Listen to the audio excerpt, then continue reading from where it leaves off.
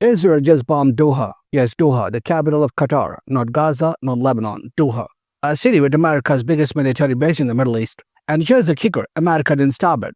Think about that for a second. If Iran fires one drone, US air defenses light up like festive fireworks. But when Israel sends 12 fighter jets and 12 helicopters all the way to Qatar, silence, no interception, no defense, nothing. So the real question is, was this Israel's operation or America's green light?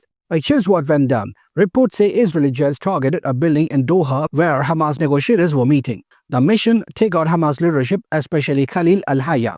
Now, Israel thought this was their Mission Impossible moment. 12 jets, 12 helicopters, coordinated strike. They expected to walk away saying, we killed Hamas's top brass. Instead, total fail. 5 people died, but Hamas leaders walked out alive. Hamas even released photos of Khalil al-Hayya smiling, waving, looking like he just survived a Netflix assassination drama. For Israel, this was embarrassing. For America, even more awkward, because everyone's asking, how did Israel just cross multiple countries and bomb Qatar without US permission? Now let's do some quick geography.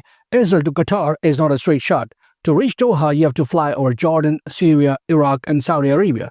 4 countries, 4 airspaces, all heavily monitored by the US. So either Israel has Harry Potter's invisibility cloak, or America knew. And if America knew, then the story is simple. This wasn't just Israel's strike, it was a US-Israel joint operation. When the news broke, the US gave the weakest excuse ever. They said, oh, we informed Qatar. But after the attack already happened. Really? That's like telling someone, by the way, I drove your car into a wall after the fact, sorry. Qatar claims they got a message at 3:52 a.m., but the attack happened at 3:42 a.m., 10 minutes earlier. By then, bombs had already dropped, buildings had already collapsed, and Hamas leaders had already escaped. So the US basically said, yeah, we warned you, after it was too late. That's not a warning, that's a cover-up. But this isn't just about one failed strike. This is about the bigger game.